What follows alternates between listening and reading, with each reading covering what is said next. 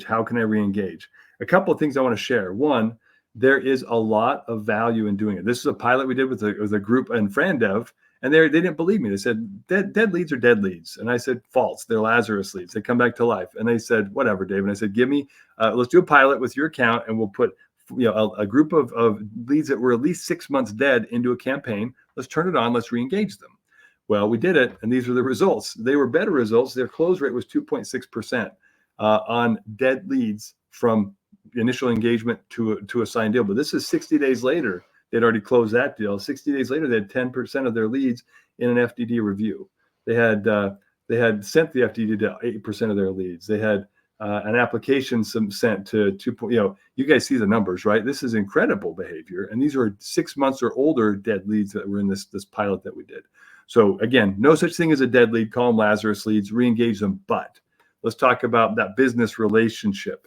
If it's been over 18 months since you've engaged with them at all, if you choose to text them, you have to send them an opt-out statement.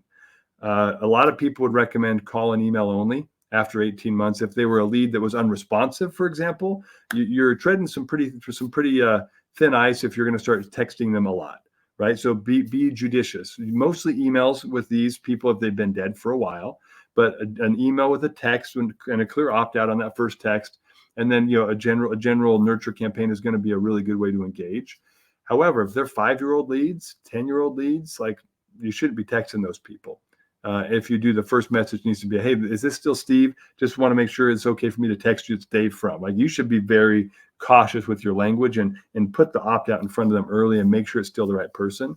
There are some regulatory things changing where they want to, the FCC wants businesses to go check like a phone number change database to see if somebody's phone number has changed, R&D.